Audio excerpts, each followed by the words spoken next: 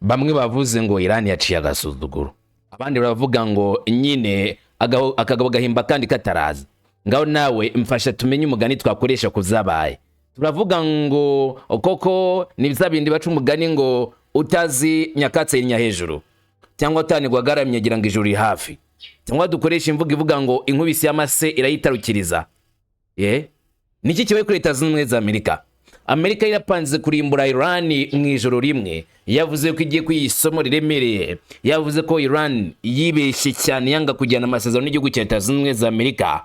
Ariko nta busabe Iran isabye twabonye, nta kintu na kimwe Iran igeze igaragaza ko ifitiye ubwoba Leta Zunze Ubumwe za Amerika. Donald J. Trump agaragaje neza ko urugamba bayaruvuyemo, intambara irangije, atagiye komeza kurasa Iran ngo ajye kujyana amasezerano mu minsi ya vuba, ku buryo bigomba guhagarika urugamba iri yatangije kuri Iran. Igitero gikomeye cyane yavuze ko agiye kugaba kuri Iran yagihagaritse. Nk'aya magambo na majwi ya Donald Trump umvuka avuze ati, hello everybody, just had a big day.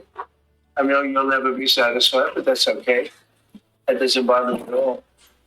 We just made a great settlement of the war with Iran, and we're going to be subject to finalization of documents. We should get done. Ati mwari muri kumva iby'intambara hagati yacu na Iran, ariko tugiye kugera ku mwanzo guhagarika intambara burundu. Ndaje nkubwiriza amagambo ye, ariko ibyo muri imbere yanyu byabaye da. Iran yakoreye Amerika icyo twakwita ibishitani, ibigo bya Leta Zunze Ubumwe za Amerika byarashwe, indege ya F-35 ihura n'uva gusenya. Mbega Iran ibi bintu yabikoze ite? Kugira indege bita invisible jet none kuyindi nshuro bayatake imanuka imbimbiko. Ndaje mbikubwira uko byagenze muri barasazwa rwagati. Atari byo gusa, ahubwo ikibuga cy'indege cyo muri Kuwait igihugu gisanzwe gifitanye umubano mwiza na Leta Zunze Ubumwe za Amerika, Iran yasutse bya misile ihakeka Amerika, ndetse iki kibuga cy'indege gitegura n'uva gusenya. Kuwait iti Iran irimo kwibasira abaturanyi bayo, nk'ubu yibasiye kino kibuga cya gisivile mu buryo budakwiriye. Ni itangazo mubona Kuwait yashyize hanze. Ndaje nkubwira ibyo ari biririmo, ndetse no kw'icyo kibuga cy'indege bya kigendekeye. Ese byaturutse kuki? Ese koko Iran yibasiriye igikorwa remezo cya Kuwait? Ese byagenze gute? Ndaje mbikubwire. Atari byo gusa, Iran yongereye intego zo kurasaho, aho amakuru avuga yuko imitungo ya Elon Musk, Iran yavuze ko igomba kuyataka ikayisenya ku rwego remereye, cyangwa sha nicyo gitumye Donald Trump aca bugufi. Wibuke ko Elon Musk niwe mukire wa mbere ku isi uzwi. Hanyuma amakuru akavuga yuko ari umwe mu bafasha b'intambara ya Donald Trump. Warubizi? Ikoranabuhanga rya Elon Musk niryo rikoreshwa n'ingabo za Leta Zunze Ubumwe za Amerika mu gurutsa za MQ-9 Reapers zirezwa muri Iran. None Iran yavuze ngo we have to destroy them, tugomba kubirimbura, tugomba gukoresha imbaraga ziremereye tukarimbura ibikorwa remezo bya Elon Musk. Ahubwo se bararimbura ibiherereye he? Ndaje mbikubwire uretse tumenya neza uburyo Iran itegura n'abateguzi muri no rugamba. Sibyo gusa turagarukaho, ahubwo Iran yihanangirije Amerika ku bitero yapanze ku kirwa cya Karg, iti murapfa ni mubikora. Ikirwa cya Karg cyangwa se Karg Island ni ikirwa cya Leta ya Iran gibarizwaho imitungo ikomeye cyane irimo petrol. Wavuga ko iki kigiga gikuru cya Iran ku bijyanye na petrol. Amerika yapanze kuharasa ikarimbura icyo kirwa cya Karg, ariko Iran isitanga ultimatum iteguza Amerika izago bikomeye nibaramuka barashe kuri iki kirwa cya Karg. Yavuze gute? Ni ibiki? Nabyo ndaza mbikubwire kamwe ku kandi icyavuzwe muri kara karere, icyo Leta ya Iran yatangaje. Donald Trump umva amagambo yavuze: twarangije intambara kuri Iran. None ni Trump wemeje kureka kurasa kuri Iran, akavuga ko bagiye kureba ubundi buryo bakemura kino kibazo, ndetse avuze ko bitarenze iyi weekend tugiye kwinjiramo amasezerano hagati yabo na Iran araba yasinywe. Amagambo ye nyir'ubwite turaza kuyumva icyo atangaza ndetse n'icyo yizeye. Ahari yenda biraza kuba ngende umuhungu wa Kamanzi w'Uruwande. Reka ngo ikaze ngo tujyane ku musozo, turi kamwe ku kandi kubiri kuba tumenye ngihatsi iki. Ikaze kuri mwese.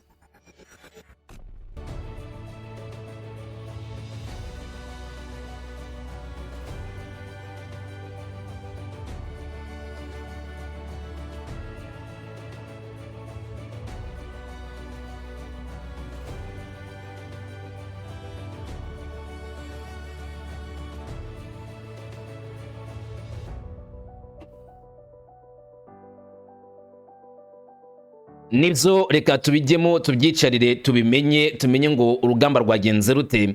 Ese muri kano karere k'Uburasirazuba bwo hagati iyi ntambara irimo kuvugwa kitarangira ibyayo bimeze bite?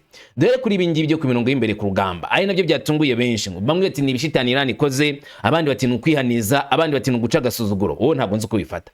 Ibigo bya Leta z'Ubumwe za Amerika by'ingabo zirwanira mu mazi no mu kirere ngo kwacu bikomeje gukocorwa na leta ya Iran, byibasirwa mu buryo bukomeye, aho Iran igaragaza neza ko idashaka agasuzuguro gatuka kuri Etats-Unis. Ubushyamirane bukomeye bwatangiye mu kirere ku mufatanyabikorwa ukomeye wa Amerika muri Burasirazuba bwo hagati, nyuma yaho indege y'intambara y'abanyamerika ya F-35 itangaje ko yari mu kirere igahita itangaza ko igiye kukivamo byihutirwa. Bikaba byateye ubwoba bw'uko indege ishobora kuba yari yibasiriwe mu gihe hari umwuka mubi wo mu karere urimo kwiyongera utuka kuri Iran. Nk'uko byatangajwe n'ikigo cy'itangazamakuru cya leta Iran, Islamic Republic of Iran Broadcasting IRC, indege y'intambara ya Amerika y'igisirikare cy'imbere mu kirere yohereje code y'ubutabazi cyangwa code y'impuruza yihutirwa. Ubundi muri ibikorwa byo kuguritsa indege mu kirere, abapilote muranyumva neza, makoresha ururimi rwitwa code. Utwe tuvugana gutyo ukanyumva muri no rurimi, abari mu kirere ntabwo bakoresha amagambo byinshi nk'ibyo tuvuga. Avuga umubare ukamenya icyo akubwiye. Nimba ashaka kugwa hasi hari icyo avuga, nimba indege ari nimero runaka niyo abwira abari ku kibuga. Rero iyo atanze code abari kuri terre bahitamenye code ikisobanura. Rero iyi ndege yatanze code 2700 nkigaragaza neza ko bakeneye ubutabazi bwihutirwa. Ubwo yagurukaga hejuru y'ibihugu z'Abarabu igenzura umutekano ishaka gukumira ibisasu byaza. Code izwi nka transponder ya 7700 igaragaza ko hari ikibazo cyihutirwa muri rusange, kandi ikoreshwa iyi ndege igize ikibazo gikomeye cya tekinike cyangwa se ikindi kibazo gikomeye gisaba kwitabwaho byihuse. Ibi byabaye nyuma y'iminota mike gusa indege ihagurutse ku kigo cy'indege cya Al Darafra ya Bidabi, mu gihe kandi cy'ingufu nyinshi zikomeje gukoreshwa muri karere. Inzogera zo gutanga amakuru zavugijwe ku birindiro byinshi, abasirikari n'abakozi bo ku butaka bari maso cyane mu gihe havugaga ibibazo ku byabaye cyangwa se biteguye guhita bakora ibishoboka byose bagatanga umutabazi. Hari ibintu bitatu by'ingenzi bihita bikorwa ku bibuga by'indege byegereye ako gace. Buri kibuga cyose cy'indege cyo muri ako karere kigomba kuba giteguye guhita cyakiriye indege z'ako kanya. Uzakunda kuzumva abakunze gukora ingendo, hari igihe indege yaguruka mu gihugu runaka yerekeje mu kindi gihugu, ndavuga izisanzwe za gisivile. Tuvuge yagurutse mu Rwanda yerekeje muri Amerika, cyangwa se tuvuge yagurutse mu Rwanda igiye nko muri France, ariko yagera nko muri Ethiopia, inyuze mu kirere cya Ethiopia ikagira ikibazo, igahita isaba guhagarika cyangwa se kumanuka ku kibuga cy'indege cya Ethiopia. Ako kanya bahita batanga ubwo butabazi, indege ikamanuka, nta kindi kintu rigiye kwakora, nta mugenzi kiye kwafata, ntawe igiye kwasiga, kubera ikibazo cya tekinike kibaye, kikitabwaho kuri icyo kibuga cy'indege kongera gaguruka ikagenda. Rero no kwikira muri iyo bira bice by'Iburasirazuba hagati, igihe indege ya F-35 yagiraga ikibazo gatangabura butumwa bw'impuruza, ibibuga by'indege byose byo muri karere ari kino cya Al Darafra ari ndetse n'ibindi bibuga bishamikiyeho byose byese byakira amakuru y'impuruza, nko kwitega yuko indege niramukije baraza kuyakira, kandi bagomba kuba bariteguye, bari standby, bateguye za kizimyamoto, bateguye abaganga za ambulance, bateguye buri kintu cyose gihita cyifashishwa cyane mu kurengera abari muri iriya ndege, kuko bahuye nk'ibyago bikomeye n'isanganya rikomeye. Bati duhite duhangana n'ibitero nyirizi cyangwa se duhangana n'impanuka nyirizi ishobora guterwa no gumanuka kw'iyi ndege, ishobora kumanuka butosho ugasanga ahantu harahiye cyane dore ihetse n'ibisasu. Rero abasirikare ku butaka, abagwana mu kirere bose bari biteguye. Bitewe n'ikibazo cy'umutekano muke kandi muri ako karere hagaragaye impungenge ku kibazo cy'indege gishobora guterwa n'iyo ndege, ariko byarangiye vuba cyane nk'uko byatangajwe, nta kibazo kinini kibaye. Indege y'intambara yagarutse amahoro ku kibuga cy'indege cya Al Darafra nta kibazo, nk'uko Spectre wo mu Burasirazuba bwo hagati abivuga.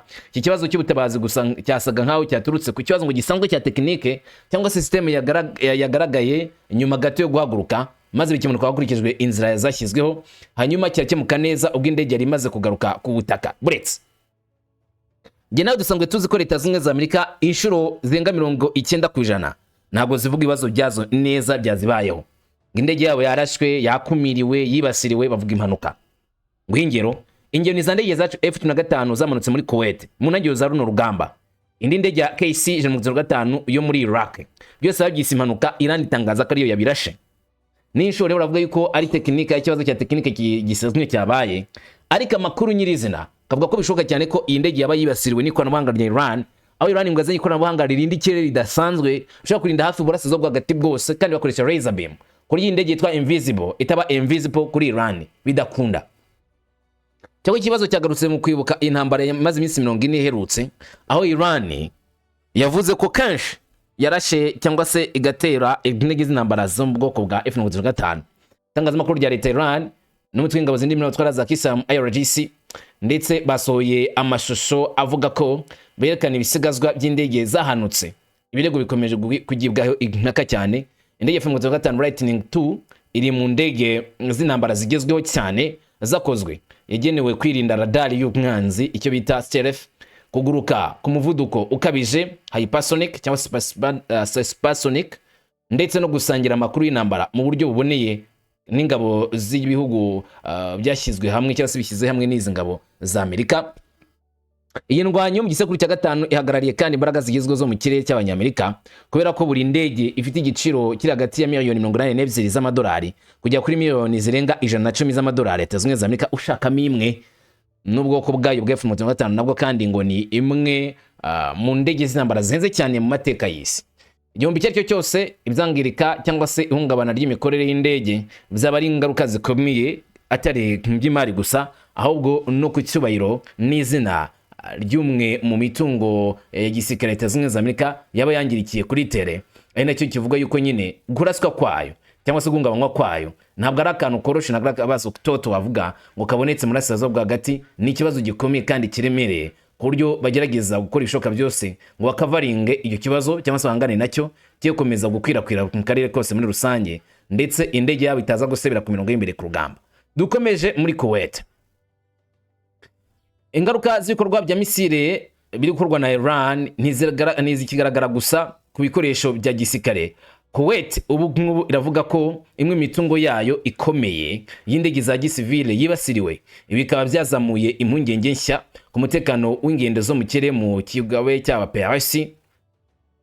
Ubuyobozi bukuru bw'indege za gisivile muri Kuwait buvuga ko igitero cya Iran cyagabwe ku kibuga cy'indege mpuzamahanga cya Kuwait cyakomerekeje ndetse kikangiza cyane ibikoresho by'ingenzi mu gucunga urujya n'uruza rw'indege z'abaturage cyangwa za gisivile, cyo twakita nka za radari zikurikirana indege ndetse n'ibikoresho by'ikoranabuhanga. Mu ibaruwa yemewe yandikiwe umuryango mpuzamahanga wita ku by'indege za gisivile cyangwa se ICAO, Kuwait yemeje ko radari y'ikibuga cy'indege yari yibasiriwe cyane igaturitwa. Nk'uko urwego rubitangaza, iyi mirwano yakomerekeje abakozi ndetse inangiriza ibikoresho byinshi ndetse inahombya ibikoresho bya radar, ibikoresho by'ingenzi na systeme zo gucunga ikirere zikurikirana indege. Iri tangazo rigaragaza kimwe muzo abayobozi ba Gulf bemeye neza ko ibikorwa remezo by'indege za gisivile byagizweho ingaruka zitaziguye n'intambara yo mu karere irimo kwiyongera. Ikibuga cy'indege mpuzamahanga cya Kuwait ni ikigo gikomeye cy'ubwikorezi mu karere, gihuza abagenzi n'ibicuruzwa mu burasirazuba bw'hagati, Aziya ndetse n'ibiguzi Burayi. Ikigo gishinzwe iby'indege za gisivile kandi cyagaragaje umubare w'abaguye muri kino gitero cyangwa se ngo gitange ibisobanuro birambuye ku buryo ibikorwa byahungabanye ku kibuga cy'indege. Muri make, iyo radar yaturikije yahungabanije iki, ese igihombo cyabyo ni ikihe? Ntabwo bashyize detaye cyangwa se urutonde rw'ibyangiritse byose kuri iki kigo cya International Airport of Kuwait. Ariko mu gushyira iki kibazo ku rundi rwego, ICAO, Kuwait isa nkaho irimo gushaka kwitabwaho n'amahanga no gushyigikirwa kuri kino kibazo ngo bafashe nyine mu kongera gusana. Iran ntabwo yahise igira ikivuga ku birego bya Kuwait ku bijyanye n'igitero cya radar. Mbere yaho ibyatangajwe na Iran byagaragaje ko ibikorwa bya misile ari igisubizo kuzo Tehran yita ibikorwa by'ugizi bwa nabi byakozwe na Leta Zunze za Amerika n'abafatanyabikorwa bayo mu karere, kandi bikibasana none ibikorwa bya gisivile. Buretse Iran igihame ryayo baracyagibuka cyangwa araryibagende kwibutsa, rivuga ngo ijisho riherwe irindi, iryinyo riherwe irindi.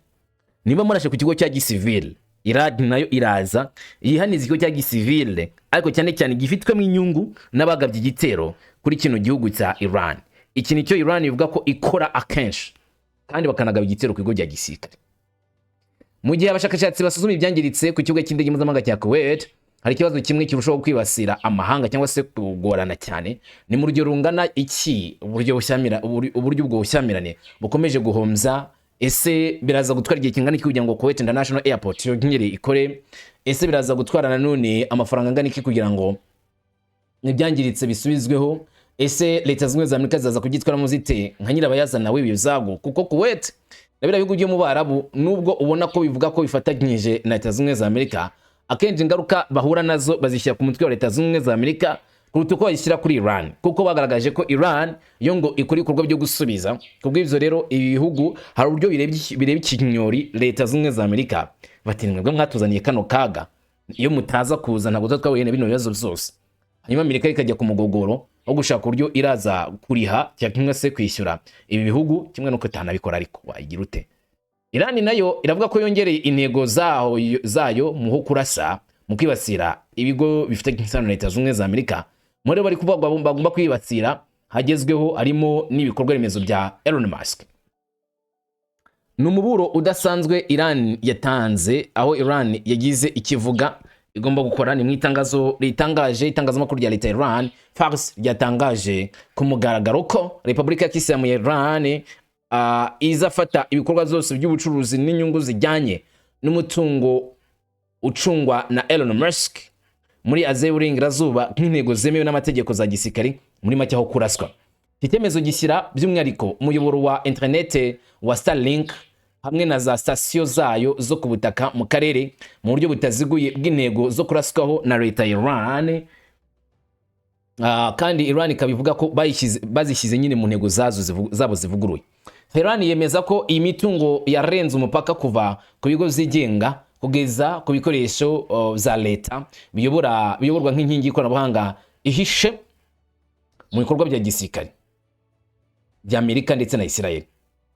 Ushyira ibikorwa za remezo bya Silicon Valley mu buryo bw'amayeri bifitanye isano itaziguye nk'imiterere ngo ya tekinike, cyane cyane ibikorwa bya none by'abanyamerika muri iki kigo gifite ibikorwa bikomeye cyane. Ubutasi bwa leta bwemeza ko uburyo bwa Starlink bworoheje cyane gukoresha ibyogajuru bwagize uruhare runini mu kuyobora ibitero by'intambara za Amerika birimo n'indege zijya pilote zigera kure bikajya muri Iran. Uyu muyoboro kandi utanga amakuru yizewe ngo ahishe kandi atangwa mu buryo bukenewe kugira ngo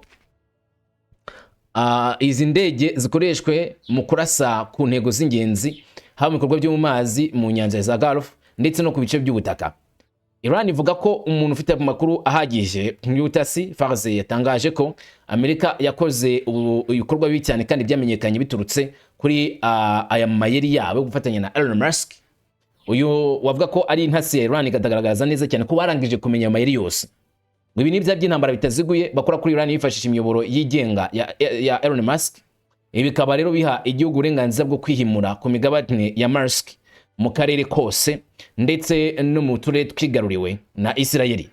Gukwaguka kw'ingamba gukurikije kandi uburyo bwagutse bwashyizweho n'ingabo zindi mpindumatwara za Kisilamu mu rwego rwo guhangana n'inyungu z'ikoranabuhanga ziteye imbere z'ibihugu z'Uburengerazuba zikoreshwa cyane cyane mu kintu gitero. IRGC kandi yari yarashyize ubwoko bwinshi bw'ibigo bikomeye by'ikoranabuhanga by'abanyamerika harimo na AI birimo Nvidia, Apple, Microsoft ndetse na Google ku rutonde rw'abashobora kwibasirwa n'ibisasu bya Iran.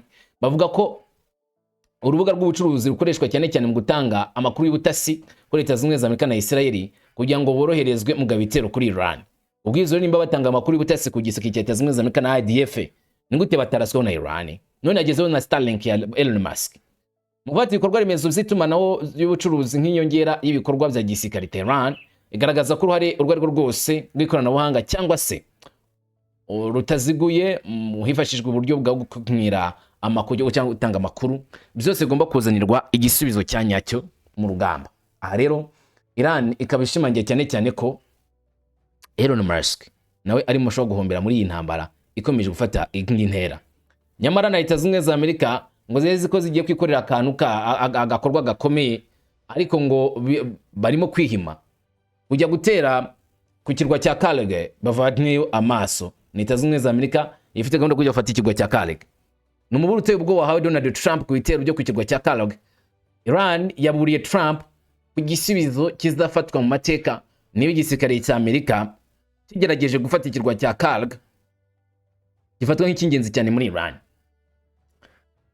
Mu butumwa bwerekeye imibanire, Trump yari yatangaje ko igisirikare cya Amerika kigiye kugaba igitero gikomeye kuri Iran. Yanavuze ko mu gihe kitari gito cyane cyangwa se kitari kinini cyane Washington izaba ifashe Karg, ikirwa cya Karg kiri ku nkombe ya Iran mu majyaruguru y'ikigobe nko mu kilometero 300 uvuye mu majyaruguru y'uburengerazuba bw'umugezi wa Hormuz cyangwa se umuhora wa Hormuz. Hereye mu mazi maremare, bihagije ko amato menshi manini adashobora kugera kuri iki kirwa cya Karg niba habaye impumirizi ikomeye.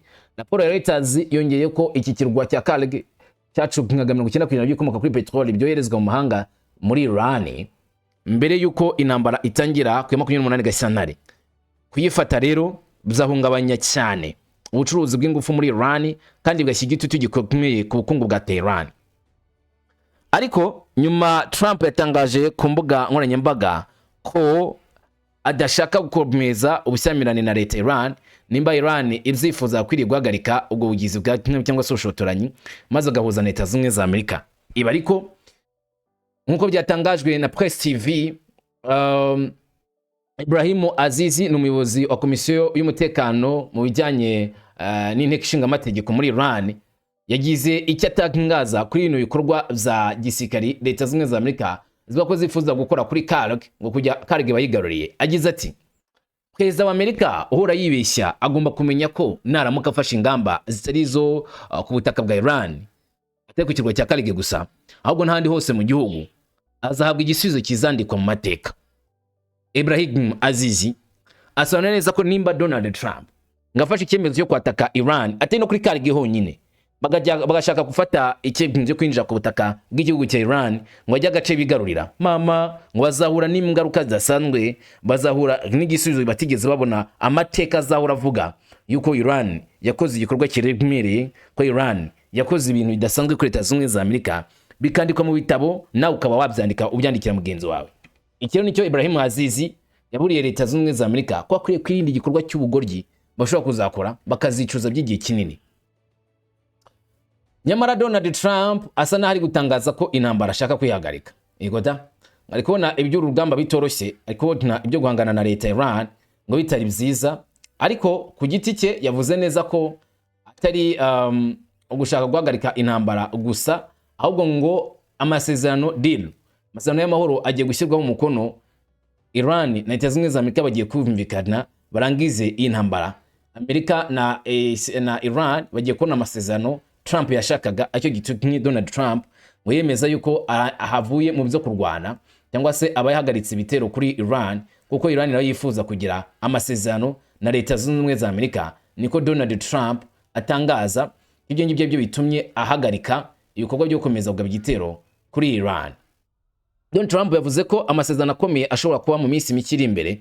Ibyo bikaba bigaragaza icyo yise iterambere rishoboka mu ntambara imaze igihe kirekire. Nyuma y'amezi menshi guhanahana ibisasu bikomeza, Washington isa nkaho ibona ibimenyetso by'uko hashobora kubaho gufungura diplomasi ndetse no guhindura ivyerekezo by'intambara. Trump yavuze kandi ko Iran ishaka amasezerano na leta zimwe za Amerika, avuga ko impande zombi zikomeje kuba ziteguye kumvikana. Akomeza agira ati sinzi niba mwarumvise ariko twashoje intambara na Iran uyu munsi, byongeye ku buryo budasobanutse neza.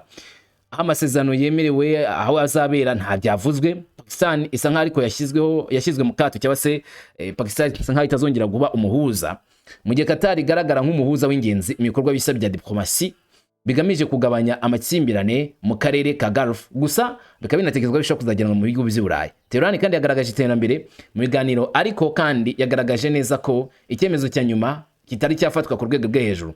Ibi bikaba bitari byafatwa cyangwa se icyemezo cyo guhagarika intambara bakajya mu biganiro nka Mokhtar Khamenei ufatwa nk'umurinzi wa mbere abase umuyobozi w'ikirenga ntabwo ari yafata umwanzo wo kujya mu biganiro. Imbogamizi ikomeye rero nyuma y'amasezerano kumenya ngo mbese icyo leta zimwe za Amerika zashakaga barakigeraho. Iran iraza kubemera kugera ku masezerano y'amahoro aho barahagarika ibikorwa bya kirimbuzi Amerika ibashinja. Katwumva ibibazo Trump yabajijwe nuko yasubije. Nyakubahwa Perezida, kuri Iran ufite icyizere kingana iki cyuko hazabaho gusinya amasezerano muri iyi weekend, kuko wari hafi kurangiza amasezerano ariko ku munota wa nyuma agasenyuka? Bizaba cyane, ndatekereza ko ari muri iyi weekend. Ese umuyobozi mukuru yemeye aya masezerano? Ndabyumva igisubizo ni yego. kandi ubwo aya masezerano azaba yashyizweho umukono Leta Zunze Ubumwe za Amerika zizahita zikuraho ingamba z'inkumirizi zabo. Yego nibyo koko biri mu byo twiyemeje, kandi n'ibiciro bya peteroli bizagabanuka cyane. Ariko se Iran yiyemeje kutazongera gukurikirana intwaro za kirimbuzi, cyangwa hazabaho ibindi biganiro kuri izo intwaro za kirimbuzi? Intwaro za kirimbuzi bazagira baravyemeye, nta n'impamvu rwose ibyo byabaho. N'impamvu ikomeye ituma dushobora kujya muri bino biganiro. Mwarabyemeranije, ntabwo bazagira izi ntwaro rwose, ntibazazigira, ntibazaziteza imbere, cyangwa se wenda ngo bakore intwaro ya kirimbuzi n'imwe, ntabwo bazagira intwaro za kirimbuzi.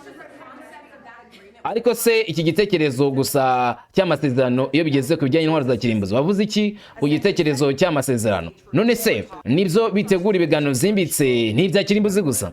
Inyandiko ikomeye cyane y'ubwumvikane ifite igitekerezo gito, ariko ni ikintu kigiye gukorwa, kandi niba bidakozwe kubera impamvu iyo ari yo yose, ibyo ntashobora kwiyumvisha ko bitabaho, barashaka kubishyiraho umukono nk'uko nanjye mbyishimira, cyangwa se byinshi bikabaho. Navuga ko bashaka kubisinyira wenda mu buryo bumwe, ariko si amasezerano y'ubwumvikane arambuye cyane. Nanone kandi biyemeje nibo n'ibindi bihugu byinshi bifite ingaruka zikomeye kuri ibyo ngibyo, kandi buri wese yifuza ko bikorwa. Rero bigiye kurangira, ni ikintu cyiza cyane. Uzi impamvu ari ikintu cyiza cyane? Kuko batazagira intwaro za kirimbuzi. Ese hari igihe runaka cyihariye kigomba gushyirwa hagati y'amasezerano y'ubwumvikane n'amasezerano ya nyuma? Turizera ko bizagenda vuba cyane, ariko ndacyavuga ko inzira zigiye guhita zifungurwa za Hormuz. Biragaragara, ndatekereza ko wenda bizaba ari kuwa gatandatu cyangwa se kuwa mbere. Ariko se igihe ntarengwa kuva ku masezerano ni ikihe? Turatekereza ko bizagenda vuba cyane. Sinshaka kuvuga itariki ntarengwa, kuko nibwira itariki ntarengwa uzavuga uti ntabwo yujuje itariki ntarengwa yatubwiye. Urabizi, bisa nkaho bitwara akanya, ariko bizasinywa. Aya ni amagambo ya Donald Trump avuga yuko uko byagenda kose amasezerano y'amahoro hagati yabo na Iran nta gisibya. Amasezerano agomba kubaho, ari nabwo buryo intambara igomba kurangira muri Asirazuba bwo hagati, maze iherezo ry'amatati rikaba rirabonetse, amahoro akaba arabonetse nk'uko byifuzwa. Bamwe bati se waba ari umutego Iran ikubiswemo? Nyuma gutera ubwoba Iran inshuro nyinshi, bitero bikomeye no kugaragaza ko hari igitero cyo kubutaka ku kirwa cya Karg, Perezida wa Amerika Donald Trump agahita afata icyemezo cyo guhagarika igitero cyari giteganijwe. Akavuga ko impamvu ari intambwe imaze guterwa mu biganiro na Iran kugira ngo bagire amasezerano y'amahoro. Raporo z'abarabuzo n'iz'uburengerazuba zigaragaza ko habayeho umushinga w'amasezerano uhuriweho, hategerejwe amasezerano ya vuba kandi bishoboka cyane. Ariko Iran ubu irimo kwamagana ivyo birego ku mugaragaro. Yo ntabwo kwemeza yuko hiteguye kujya ku masezerano y'amahoro. Ngaho nk'uko itangazamakuru rifitanye isano na RGC ribivuga, Iran na Leta Zunze Ubumwe za Amerika ntabwo bumvikanye ku mushinga wa nyuma w'aya masezerano yariyo yose, ngo ni inkuru mpimbano kandi ngo si ukuri. Kuguhakana rero kuje nyuma yuko amakuru yavugaga ko abaganira bari barangije inyandiko y'amasezerano yari yatanzwe, bigatera rero kwibaza byinshi ku itangazo ryemewe rishobora kuba riri hafi ngo gukorwa nk'uko Donald Trump yabivuze. N'ubwiganiro bitaziguye bivugwa ko zakomeje binyuze mu bahuza bo mu karere. Abayobozi ba Iran bakomeje gushimangira ko kugera ku bwumvikane ku ngingo zimwe na zimwe bitavuze ko amasezerano ari hafi. Guhagarika kuje nyuma cyangwa se kuguhakana kwa Iran kuje nyuma yuko raporo ya New York Times ivuga ko mbere gato yuko President Trump bivuga ko yatekerezaga gutanga uburenganzira bwo kongera gutera Iran. Abayobozi ba Pakistan ngo baganiriye na Washington bavuga ko bagiranye amasezerano na Tehran. Raporo ivuga ko Islamabad yasabye ko habaho kwifata, ivuga ko inzira za diplomasi zifunguye kandi ko gutera ingabo mu bitugu bishobora gutuma habaho ubwumvikane bukeya. Ku ruhande rumwe rero hari amakuru avuga ko hari intambwe ishoboka, ku rundi ruhande hari abahakana iby'itangazamakuru bifitanye isano na Amerika ritangaza, bakemeza ko ahubwo bivugwa ku masezerano ngo byarangiye ari ibikorwa by'igihuha, ibinyoma byuzuye. Ingaruka zabyo rero n'ukwiyongera nanone kurujiro kubijyanye naho diplomasi hagaze mu by'ukuri. Ese hari urwego rw'imigambi rwemewe mu ibanga rurimo gukorwa, cyangwa se yenda amakuru arimo gutangwa buri wese ari kujisha ku ruhande rwe kugira ngo idataza kuvumburwa gahunda ihari nimba Iran ishaka no gutanga uranium yabo? Kugeza ubu hari ibibazo byinshi kuruta ibisubizo. Hagati aho Trump yanavuze ko amasezerano na Iran ashobora gusinywa ahantu runaka mu bihugu by'i Burayi mu minsi iri imbere nk'uko yabivuze. Reka twumve amagambo ya Donald Trump avuga ibyo gusinya amasezerano asinywe mu bihugu by'i Burayi mu minsi ya vuba ahangaha iri imbere mu kimwe mu bihugu by'i Burayi ngo niyo amasezerano ashobora kuzasinyirwa. N'amagambo atangaje mu rukera rwa tariki 12 z'ukwezi kwa gatandatu umwaka wa 2026, aho Trump yavuze ko yiteze ko amasezerano ashobora kuzasinyirwa ahantu runaka mu bihugu by'i Burayi. Trump yagize ati, tumaze gukemura neza intambara na Iran kandi tugiye kurangiza inyandiko zigomba gukorwa mu minsi mike iri imbere. Birashoboka ko wenda hari ukundi gusinya kw'amasezerano kuzabera i Burayi, kandi ni ikintu cyiza cyane. Isoko ry'imigabane ryazamutse amanota 1000. Ibyo rero bivuze ko bakunda amasezerano. Urabona bivuze ko isoko rikomeje kugenda neza. Ibyo bivuze ko badakunda amasezerano se, ariko byarangiye. Amavuta nayo igice cyayo cyagabanutse, azagabanuka cyane. Ndakeka ko ugeranije nuko bimeze uyu munsi. Navuze ko ndi muri Iowa amadolari 145 kuri galoni imwe. Siniba nzahagera, ariko tugiye kwegerana cyane. Bigiye kumanuka kandi amavuta agabanutse, ibindi byose nabyo biragabanuka. Kandi ikiruta zose dufite amasezerano ko Iran itazagira intwaro za kirimbuzi, ari nayo yari intego y'ibyo twagombaga kunyuramo kugira ngo tubigereho. Rero ni ikintu gikomeye cyane, ariko dufite umukono tuzasinya vuba ahangaha, kandi inyandiko ziri mu buryo bwa nyuma. Rero tuzabireba turaza kubireba. Ni byiza cyane, bikwiriye gukorwa. Ibyo bigomba gukorwa vuba cyane.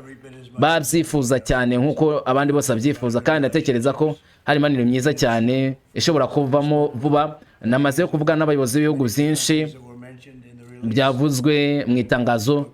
Navuganye na Bibi, navuganye n'umuyobozi w'abakuru b'ibihugu bikomeye nka Qatar, UAE, Arabia Saudite, Bahrain na Kuwait n'abandi. Kandi tugiye kuganira na Turkiya.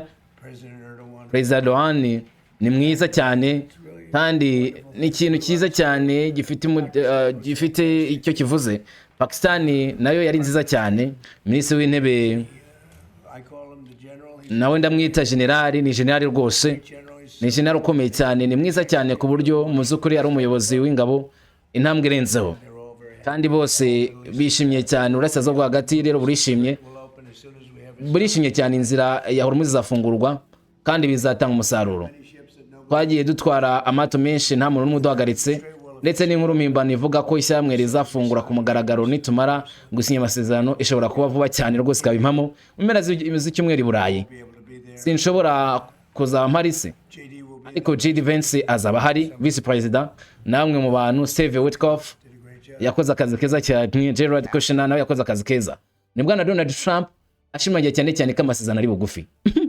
Nanjye nti kuba ari kunyuranya, iminsi iri imbere izambwira neza ninde uri mu kuri ninde uri mu kinyoma. Nawe switegereje rata, gikomeza kubana nanjye natwe. Ndumungu akamanzi uruwande gubwe neza, amahoro imigisha n'amahirwe kuri wowe kuri uyu munsi tariki 12 z'ukwezi kwa gatandatu. Shalom.